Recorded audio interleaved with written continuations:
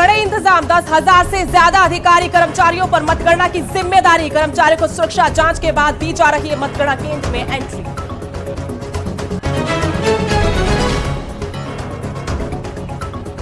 नतीजों से पहले ही दावत का न्योता देने लगे उम्मीदवार।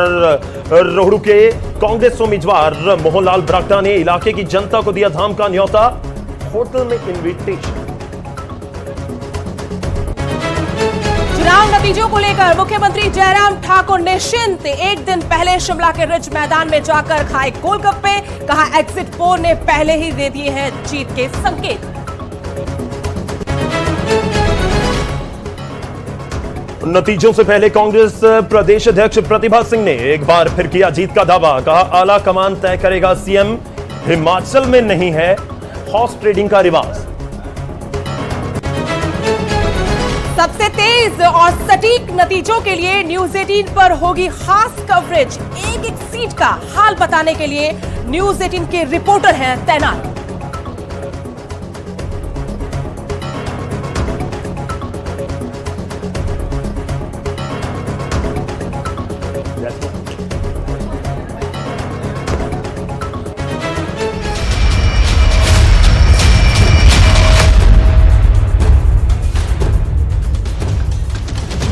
तो हेडलाइंस के बाद हम रुक करते हैं और एक एक सीट के ऊपर चर्चा कर रहे हैं। एक एक सीट का अपडेट आप तक पहुंचाने का एक कोशिश और एक जिक्र हम कर रहे हैं। लेकिन इस बीच मंडी में क्या हाल है, कांगड़ा में किस तरह का चुनावी या सियासी मौसम है, उसका जिक्र करेंगे। जैसे बिल्कुल, तो कांगड़ा से विचित्र हमारे साथ जुड़े हुए हैं, शिमला से हमारे सहयोगी हमारे साथ जुड़े हैं और सभी 12 जिलों से हमारे साथ हमारे तमाम सहयोगी जुड़ेंगे। 59 मतगणना केंद्रों से हमारे साथ हमारे तमाम सहयोगी जुड़ेंगे और उनका हम रुख करेंगे और उनसे ये जानने की कोशिश करेंगे कि क्या कुछ वहां पर इस वक्त हाल है और किस तरीके से रुझान आने वहां पर शुरू हो गए। लेकिन इस बीच कांगड़ा से विचित्र हमारे साथ जुड़े हुए हैं। विचित्र, कांगड़ा सबसे बड़ा जनपद, सारी राजनीतिक पार्टियों का केंद्र और ये माना जाने वाला जिला कि कांगड़ा में जिसकी सीटें सबसे ज्यादा आ गई, मान लीजिए उन्होंने सत्ता हासिल कर ली, ये कांगड़ा के बारे में धारणा रही है। और अगर हम भाजपा की बात करें तो इससे पहले का इतिहास हम देखें तो कांगड़ा में बहुत ज्यादा अच्छी स्थिति में भाजपा नजर नहीं आती थी, लेकिन आज की स्थिति में कांगड़ा में भाजपा काफी मजबूत नजर आ रही है। 2017 के बाद से जिस तरीके से कांगड़ा को हथियाने की कोशिश भाजपा ने की है, इस बार का चुनाव कैसा लग रहा है? बागी भी सबसे ज्यादा कांगड़ा से ही है। विचित्र,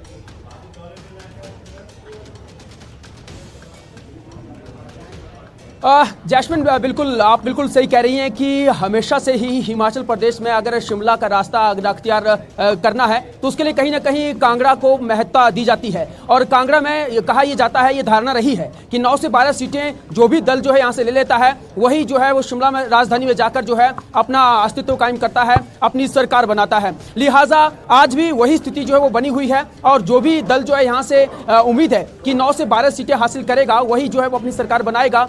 और आज लेकिन अभी नतीजे आने बाकी हैं और नतीजे जैसे ही आएंगे क्या कुछ स्थिति रहेगी उसके बाद ये सब धारणा टूटती है नहीं टूटती है, क्योंकि वैसे भी आजकल जो है वो राज नहीं रिवाज बदलना है, इस तरह की जो है वो नारे दिए गए हैं इस बार के चुनावों में हम लोगों ने देखा है। लिहाजा मैं अगर एक एक सीट की बात करूं तो यहाँ बिल्कुल नेक टू नेक फाइट जो देखी जा रही है, चाहे वो हम लोग भारतीय जनता पार्टी की बात करें या कांग्रेस पार्टी की बात करें या फिर बागियों ने जिस तरह से खेल बिगाड़ा हुआ है वो भी हम लगातार जो उस पर चर्चा करते रहे हैं जैस्मिन। और अगर अभी की बात करें तो अभी जैसे कि सुबह का सूरज जो है वो उदय होने जा रहा है, ठीक उसी तरह से कांगड़ा के 91 प्रत्याशियों के भाग्य का भी आज उदय कहीं ना कहीं होने वाला है। किसके भाग्य का उदय होता है, किसके भाग्य में जो है वो ये राज लिखा है नहीं लिखा है, ये तमाम सारी चीजें जो है वो थोड़ी देर के बाद जो है वो सामने आने वाली है। लेकिन फिलहाल हम ये मतगणना की बात करें तो मैं आप तस्वीरें साझा करना चाहूंगा अपने दर्शकों के साथ। फिलहाल देख सकते हैं इस वक्त हम लोग जो है वो धर्मशाला में जो काउंटिंग सेंटर है प्रयास भवन में, वहां पर हम लोग मौजूद हैं और एक्टिविटीज जो है वो शुरू हो चुकी है। अब से थोड़ी देर के बाद जो है 8 बजे मतगणना शुरू हो जाएगी और सबसे पहले पोस्टल बैलेट पेपर्स की जो है वो मतगणना होगी। 8 से 8:30 बजे का ये वक्त तय किया गया है। उसके बाद जो है ईवीएम्स की तस्वीरें हम बिल्कुल देख पा रहे हैं, लेकिन आप जो यहाँ पर जिक्र किया है धर्मशाला का, और धर्मशाला में ही आप वहाँ मौजूद है, धर्मशाला का यहाँ पर जिक्र किया गया है और धर्मशाला में सुधीर शर्मा एक बहुत बड़ा नाम है, कांग्रेस पार्टी का एक बहुत बड़ा चेहरा है और ये माना जा रहा था कि टिकट आवंटन में भाजपा ने जिस तरीके से टिकट आवंटन किया है, कहीं ना कहीं वो एक फेल साबित होगा भाजपा के लिए। और इसमें धर्मशाला सीट का भी नाम आया था कि सुधीर शर्मा के सामने किसी बड़े चेहरे को उतारना चाहिए था, जो कि भाजपा ने नहीं उतारा, ऐसा माना जा रहा है सुधीर शर्मा के मुकाबले। सुदेश मेरे साथ यहाँ पर सुधीर शर्मा, क्योंकि जासमिन बहुत बड़ा नाम है और गहरी पैठ रखते हैं धर्मशाला में, लेकिन विचित्र समझना चाहते हैं इस बार का गणित क्या बहुत आसान, बहुत इजी मैच है सुधीर शर्मा के लिए, या फिर जो मुद्दे हैं कैंडिडेट से ज्यादा वो हावी रहे। देखिए यहाँ पर बातें बहुत होती है कांगड़ा में, लेकिन वो काम नहीं होता। हाँ। खासतौर पर जो ओबीसी वोट बैंक है उसकी मांगों को दरकिनार किया जाता रहा है। विकास तो अपने आप में मुद्दा है ही, जो मूलभूत सुविधाएं है वो मुद्दा, टूरिज्म एक मुद्दा है, लेकिन बात है कि जो ओबीसी बड़ा वोट बैंक है। सुदेश, यहाँ पर मैं एक चीज ऐड करना चाहूंगी, जो सेना की भर्ती का भी जो मुद्दा था वो भी एक बहुत बड़ा डोमिनेंट मुद्दा है, क्योंकि कांगड़ा से बहुत सारे सेना के जवान आते हैं। बताइए विचित्र, क्या समीकरण है इस बार, क्या कहता है वहां का गणित?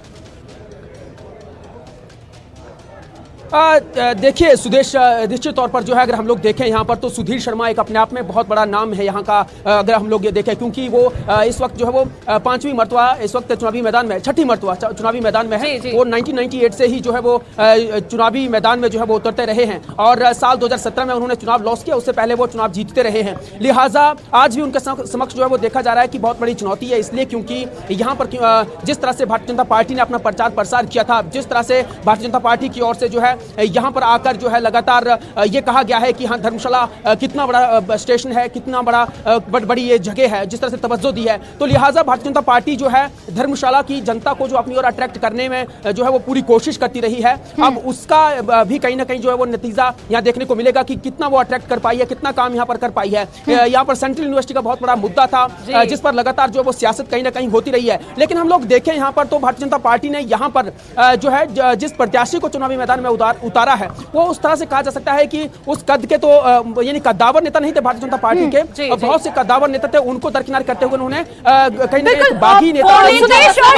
मसला है यहाँ पर। बिल्कुल, और शायद यही वजह थी कि कांगड़ा में काफी भूचाल देखने को मिला। ज्वालामुखी की बात करें, देहरा सीट की बात करें, इसके अलावा कई ऐसी सीटें हैं कांगड़ा की। अगर हम खुद की कांगड़ा विधानसभा सीट की बात करें तो वहां पर पवन काजल कांग्रेस से आए, हालांकि बहुत पहले वो भाजपा में ही थे, लेकिन घर वापसी उन्होंने कहा कि मेरी घर वापसी हुई है। तो पवन काजल है, फिर लखविंदर राणा है, फिर उसके बाद धवाला है, फिर रविंद्र सिंह रवि है, ये वो होशियार सिंह है, ये वो तमाम नाम है जिनकी वजह से कांगड़ा की राजनीति में अच्छा खासा भूचाल देखने को मिला है। होशियार सिंह को टिकट की पूरी उम्मीद थी देहरा से, लेकिन धवाला को दे दिया, तो खुले मंच से वो चैलेंज करते आए कि आइए लड़के दिखाइए।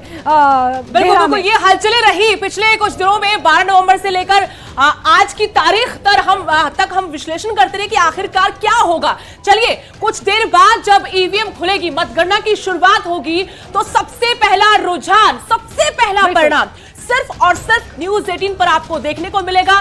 फिलहाल यहां पर रुकेंगे छोटे से ब्रेक के लिए, कहीं मत जाइएगा, हमारी महा कवरेज लगातार जारी रहेगी।